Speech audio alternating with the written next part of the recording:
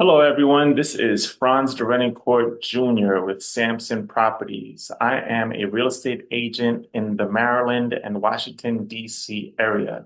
Now, I just want to do a very quick video for people who are interested in purchasing a home in the near future, just to give you an idea of what to expect in the home buying process. There's a couple of things that you kind of need to know. I just want to share this information. I'm going to go through this slideshow very quickly just to give you an idea. So make sure you can, take some notes. You may have some additional questions, and we could go over your questions after you watch this video. This is just a quick overview. All right. So this is called the Roadmap to Home Ownership. Let's see what we got here. Okay, so just a little bit about me. I've been in real estate for over 20 years here in the Washington, D.C. and Maryland area. I specialize with first-time home buyers, investors. I do luxury homes, foreclosures. I'm also a referral agent. So if you're moving out of state, I could definitely help you, connect you with my network in a different state or different city. Also, I work with Sampson Properties in the Bowie, Maryland area, which is Prince George's County. So I've been here for the past 4 years and I am loving it. All right, so just a quick overview of benefits of buying. One is security. I don't know if you've ever rented before and you get a letter from your landlord saying that, hey, I need you to move out because I'm selling the property or because I'm moving back into the property. So it really doesn't give you that much security. So when you purchase your own home, you have security. You know that you're going to be there. Also, it's a tax write-off. There are lots of different things that you can write off being a homeowner. The biggest thing being interest on the loan. It's a great way to build wealth. Obviously, you buy a home for 400, 500, $600,000, and you're making those payments every month, paying down that balance, and also your property increases in value over time. So it's a great way to build wealth. Income stream. A lot of people I know, especially first-time home buyers, sometimes they don't sell their first home if they don't have to. They keep it and they become landlords. They put a tenant in there, and now you have rental income coming in from that property. So it's a great way to have income streams as well. Also, pride of ownership. A lot of people I know, they spend a lot of time fixing up their homes, as opposed to if you are renting, right? If you're renting somebody else's property, you're not really going to, fix things up, like upgrade the property, make it look as nice as you want. Obviously, you want to make it look nice and comfortable, but you're not going to do upgrades to somebody else's property. So, the pride of ownership of owning your own property definitely shines through. And personal style. When you're out there looking for a home to purchase, there's something that matches your personal style, right? So especially like the front of the house, you may like different colors. You may want a fence, may not want a fence. You may want to paint the interior different colors to match your personal preference. So things like that you can do all being a homeowner. Now, we're going to go over these quick 13 steps, right? So I'm going to go through this, like I said, I'm going to try to go through this quickly, but I'm going to be informative. So if you want to take notes while you're watching this, so you can have questions to ask me later, then definitely do that. All right, so the first thing you want to do is you want to decide. You want to make a decision that now is the right time to buy, right? Because you don't want to flip-flop too much in the home buying process because it's going to be something that you want to be consistent with, right? Because you're going to have some ups and you're going to have some downs, right? You want to be able to commit to the process. There's going to be times of frustration, right? You're going to see houses that you really, really like, and you may be outbid on that house, right? Like you're like, oh man, Franz, I love this house. I want to buy it. But it might be five, six, seven other offers from people who also love that house, and you may not win that offer. So you just have to be able to commit to the process and understand what's for you is for you. I've done this business for 20 years. I've been selling homes in the DMV area, and I always know that, you may not get the first home that you write the offer on, but the home that you do get is the one that is for you, and it's always a great investment. Now, the first thing you want to do is get pre-approved, all right, with a mortgage lender. You want to know how much you can afford, right? So we don't want to start looking at homes before you get pre-approved, right? Because what's going to happen is we're going to be out. You say, Franz, I like this neighborhood. I like this type of house. And you're going to be looking at $700,000 homes. It's like, oh, wow, this is perfect, right? And then you go talk to the mortgage lender after the fact. And then the mortgage lender says, well, you're only pre-approved for 500,000. So now you're going to be looking at 500,000 $500,000 properties, and it's not going to look the same as the $700,000 property. So it kind of spoils your appetite. So the first thing you want to do is is to get with a mortgage lender, and they'll review your finances, review your credit report, and then they'll give you a pre-approval amount of what you qualify for. And just because you qualify for $600,000, $700,000 doesn't necessarily mean you want to use all of that 700,000. So you want to create a budget. Just because you qualify for 700,000 doesn't, you may feel more comfortable at 500,000, right? So but the key thing is you want to know how much you're approved for. So definitely get with a mortgage lender first. And if you need help finding a mortgage lender, you can always ask me as well. Now, one thing that you need to understand also is that, and factor into the budget, is that the buyer is responsible for their buyer broker's fee. So I work with Samson Properties. Samson Properties is the broker, and their fee is 3% of the sales price, right? So the buyer is responsible for that fee. So if we're looking at $500,000 properties, then 3% of 500,000 is 3%, is 3% of 500,000 is $15,000. And that is the broker's fee to help you find the home, right? So what's going to happen though is when you get with a good real estate agent, then that real estate agent is going to be able to negotiate from the seller to pay a portion of that fee, if not all of it, right? So you might find a house that you really love and say, Franz, I like this house. And I'm like, okay, so what we're going to do, we're going to ask the seller to pay as much of that buyer broker fee as possible, right? So the seller may, contribute 2.5% of that 3%. So at the end of the day, you only have to bring 0.5% of that fee to the closing table, which saves you a lot of money. So just keep that fee in mind and just make sure that your buyer agent negotiates as much of that 3% fee as possible on your behalf. Now, another thing is you want to do your research, right? So yeah, your real estate agent, their job is to find you a home based off of your criteria, but you also want to be active. There's a lot of home apps that you want to look at, and your agent is also going to set up a portal for you that's going to um, send you homes based off your criteria. So they'll set up a portal, and you get auto updates, right? So every morning you'll get a list of homes that match your criteria. Also, when you're driving around, you want to take notes of maybe for sale signs in neighborhoods that you are interested in. So whenever you see something that pops up on your app or while you're driving around, always try to take note of it and send it to your real estate agent so that they can pull up more information and perhaps schedule a viewing on your behalf. So this is a team effort. Your real estate agent is going to be out there looking, but you also want to be aware of what you see that comes across your phone or while you're driving around the neighborhood.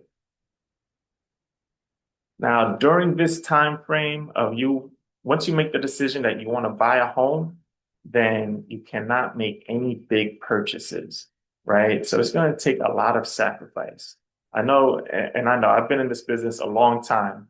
Like whenever people make that decision, to purchase a home, then all of a sudden, all different types of things start happening. The car breaks down, maybe there's a family emergency or so-called emergency, or something that's going to require or pull at you to like spend extra money or open up different credit accounts. Now, you can't do anything during this time. And whoever is around you that's kind of requesting things from you, you have to put them on ice for the time being, right? So, number one, do not open any new credit accounts.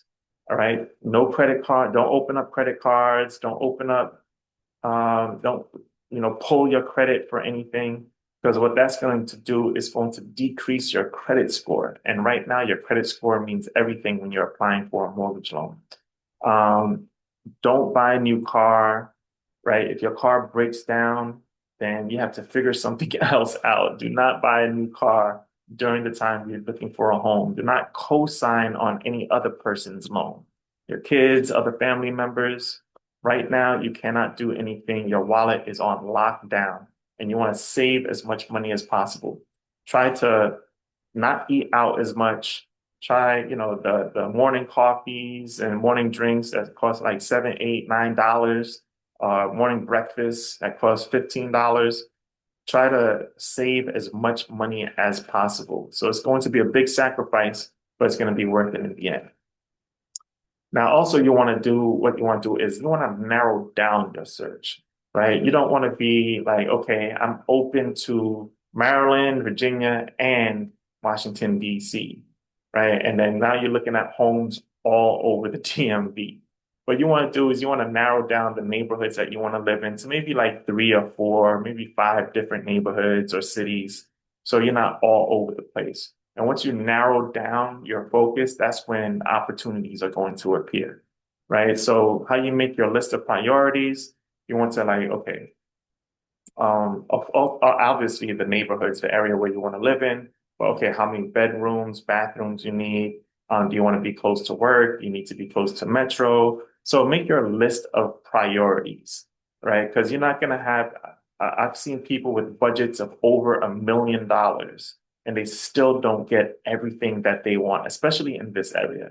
So unless you're building your home from scratch and you have an unlimited budget, you're going to have to compromise on certain things that you want in your house. But there are certain things that you don't want to compromise on, and that's priority number one, two, three, and so on. And then the things that are lower on your, not as much of a priority, those are like number five, six, seven, eight, right? But the things that you definitely need, you want to make a list of priorities. That's top three, definitely, so that you can narrow down your search that way. Now, you also want to create a viewing schedule. Like, what's going to be the best times of day or best times during the week for you to go out with your agent and look at properties, right? Maybe you work 9 to 5 during the week, so evenings and weekends are best for you. Or maybe your schedules are flexible, and you're free during the week and you work on weekends. Whatever it is, let your agent know so that your agent can make a good showing schedule, viewing schedule for you to go out and take a look at homes. So the thing is communication with your agent, right? So you want your agent to know what your schedule is, and you want to know what your agent's schedule is, so that you guys could see as many properties as possible. Now, once you find a home that you really like Franz, I found this. We look at, like, I'm gonna take you to see a house, and we're in the house, and you say, Franz, this house is it, right? What you want to do is you want to write a competitive offer, right? This DMV area, it is very competitive, and chances are, if you like the house, then that means there's probably like four, five, six other people who like the house, if not more, right? So you don't want to necessarily lowball, like unless it's like a house that, it's like, I don't really like this like that. It's okay. It doesn't fit all my criteria. Then, I mean, I would suggest not even writing the offer at all, right? It's just a waste of time. But once you actually do find a house that fits all the criteria and everything that you like, then you want to write a competitive offer, right? So if the house is $500,000, you don't necessarily want to lowball. and see if the seller is going to take this. And then, you put in an offer for 450,000, $50,000 less. That doesn't really work, especially in this area, unless the house has been on the market like over 6 months or something like that. Then you could kind of like negotiate price. But if it's new to the market and it fits all of your needs, then you want to write at least at the asking price, if not more, right? I just had a listing. It went under contract in less than a week, and we got $20,000 over what they were at, what my seller was asking. So that's the type of market we're in. But before we do write that offer, we're going to do a CMA, comparative market analysis, to see what the other homes are selling in the neighborhood. Like I said, you don't want to lowball a house that you really want. You want to act quickly. I know a lot of us want to, it's a big decision to buy a home, but you don't want to wait too long to write the offer. Because in this market, unfortunately, houses go very quick. A nice property would go under contract in a couple of days, right, of it hitting the market. So we definitely want to act quickly. We want to put an earnest money deposit down, like when we're writing the offer. So usually an earnest money deposit is anywhere from 1 to 2% of the asking price. So if it's a $500,000 property, then you want to put down a $5,000 earnest money deposit, right? If it's a $800,000 property, $8,000 security deposit. That's kind of the rule of thumb, right? And then when we're writing an offer, you want to be able to put contingencies in the offer, right? So there are different homes that are very hot. If you really like this home, then you don't want to put in as many contingencies, but we're going to go over a few of those contingencies right now. One contingency is the home inspection, right? So we see a house, we put an offer on it, and that offer is accepted. Great, right? So in that offer, we put in that we want this contingent on a home inspection. So a home inspection is when you get the house under contract and we hire a specialist to come in and do an overall check of the house, right? Usually it costs $400 to $500. Now, this POC, it says means paid outside of closing, right? So that means you have to pay for that upfront. It's not part of your closing costs, right? So you usually have to do that home inspection 7 days after contract ratification, within that 7 day period, because the seller doesn't want the house off the market for too long if there's a home inspection contingency. So usually a couple of days after our offer is chosen, we set up the home inspection. And what we do is we're going to find out if the home has any major issues. Especially if it's not a brand new house, we have to expect that there's going to be a few issues going on with the house, right? Even for new homes, there's always issues going on with the house. What we're looking for are major issues, right? So if we do find major issues, then we negotiate with the seller, right? So we're gonna say, seller, you found these major issues, that the HVAC is breaking down or it doesn't work. The windows don't work, or something major, something with the plumbing is not working properly. Electric is not working properly. So what we do is we go back to the seller and we say, hey, we need you to fix this, or we want a repair credit for this. So what we'll do is there's something wrong with the electric panel. We want the seller to fix that before settlement, right? And then the seller may come back and like, hey, you know what? I won't fix it, but I'll give you a couple of $1,000s to go towards you repairing it after you purchase the home. So, we get back and we figure out which one you and your agent would figure out what is the best way to go about that issue, right? And then the other thing you want to do is a termite certification, right? So we want to hire a termite pest control company to come in and check the property to make sure that there are no termites. If there are termites, then the seller is definitely responsible for taking care of the termite, active termites, or wood destroying organisms, what they call it, and up to 2% of the purchase price. So if it's a $500,000 property, then the seller is responsible up to $10,000 of repairs or treatment of that home. If it's beyond that amount, then the seller doesn't have to do it. Now, another contingency is the appraisal. So the appraisal is another outside of closing expense, paid outside of closing. It could run you anywhere from $450 to $550, sometimes more, depending on the size of the house. Now, the lender requires appraisal, and what an appraisal is to find the market value of your home.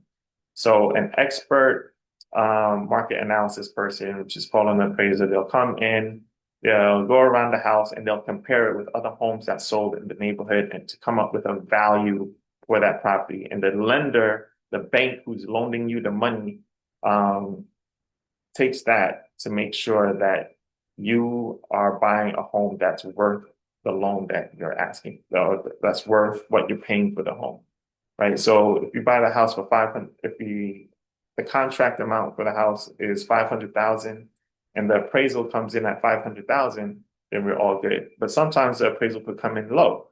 So let's say you put an offer in for 500,000 and that's the contract price, and the appraisal comes in at $490,000.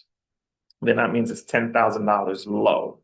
So what I would suggest to you as the buyer of that property, we have to go back to the seller because we have a contract for $500,000, but it's contingent on the appraisal. So that means it would have to appraise for 500,000. If it appraises for lower, then we have to go back to the seller and say, hey, listen, the house appraised for 490,000. So our bank won't allow us to buy it for 500,000 unless we come up with an extra $10,000 to pay for the house, and we don't have an extra $10,000 to give you. So the seller has a decision to make. They either lower the price to 490,000 or they can just cancel the contract. Now, 9 times out of 10, they'll just take the 490,000. They'll lower the price to the appraised value, depending on how low the appraisal is, right? So they do that. Sellers usually do that because they don't want to go through a whole nother process of putting the house back on the market, finding another buyer for the chance that the same thing can happen again with the new buyer, that the appraisal will come in lower. So usually what they'll do is they'll bring the price down to the appraisal value or low enough where if the buyer is really interested in purchasing the house no matter what, then they'll find kind of like a middle ground, right? But also if the appraisal comes in higher than the contract price, so the contract price is 500,000 and the appraisal comes in at 510,000, then that means you already have $10,000 of equity and you don't have to adjust the sales price. Now, title insurance. Title insurance is definitely important when you're purchasing a home. So now we have the house under contract. It appraised, at where it needed to appraise at. The home inspection, we negotiated with the seller. That's all taken care of. Now you want to have title insurance for the home. And what title insurance does is it protects the title, your ownership of the property, right? So sometimes there are tax liens from previous owners that's attached to the property. Sometimes there's liens, all different types of liens that could attach to the property, right? That has nothing to do with you. Before you buy the home, your title company would do a title search to make sure there are no liens. But every once in a while, things can pop up out of nowhere, and you want protection for that, especially fraud. Fraud is very prevalent in our society today, unfortunately. So what title insurance does is it protects you from fraudulent activity where someone could like maybe try to put a lien on your house or borrow money against your house without you knowing. So that's what title insurance does to protect you. So you always want to have title insurance for your property. Now, your loan approval. So during this time, during home inspection and the appraisals and all that stuff, your loan, the lender is working on getting your loan approval done, right? So usually your loan approval will come 20 to 30 days after loan contract ratification, right? So the first thing that you'll receive from the lender is a conditional commitment. So that means that your loan is approved, but there are a few conditions. Maybe it's updated bank statements. Maybe it's employment verification. Maybe it could be a number of different things. So you have to be in tune with your lender. They're going to require more documentation, maybe retirement account information or things like that. One thing they always look for are like large deposits that may be coming into your account. So make sure, because they're going to track, the lender is going to track all different types of deposits and withdrawals, especially large ones that's going in and out of your account. So just make sure you have a good explanation of where those deposits are coming from because all money has to be tracked, right? So if you have large deposit, cash deposits is a red flag because they want to know where that money is coming from. So try to keep activity on your bank statement to a minimum. If you do have a large deposit, just make sure you have a good explanation of where it's coming from. And the closing disclosure is pretty much like an itemized list of all of your closing costs, right? So you're going to have like lender fees, your agent fees, and title company fees, and home insurance, and taxes, and stuff like that. All of that is going to be detailed on your closing disclosure. So you're going to get that several days prior to your settlement. And then here's settlement, closing. So closing usually happens 30 to 45 days after contract ratification, right? So you want to schedule a time and location with the title company. Usually it's the title company that handles the settlement, right? So, if you go into contract May 1st, closing might be May 30th or early June, something like that. So you want to schedule the time for closing with your agent and the location where you're going to close. A couple of days before closing, you're going to do a final walkthrough of the house, right? So we're going to go to the house maybe a day or two before settlement. Make sure if there were any repairs that were requested from the seller, you want to make sure all those repairs were done. You want to make sure that the house is still pretty much in the condition that you found it in. You want to make sure that the seller moved out all of their property, all of their belongings from the house, all that stuff. So you want to make sure the house is in the condition that you agree with. And then at the time of closing, you want to go, you're going to sign a lot of papers. Usually it's a big stack of papers. So it usually takes like about an hour, a little bit over an hour to get through the whole closing process. And then you get your keys, right? And then you are now a home owner. Also, there are going to be funds, your closing funds, your amount of money to close. Let's just say it's like $10,000, $12,000, $15,000. You want to wire those funds at least a day before your settlement, right? So sometimes you could do it the morning of, but just in case there's any issues, you want to do it like the day before settlement, right? Or the business day before settlement. If you're closing on a Monday, you want to do that on a Friday. So you just want to make sure the funds are at the title company. They should give you wire instructions of where to send the money. So you want to do that the day before. So that once you get to settlement, all you have to do is sign the papers and get your keys.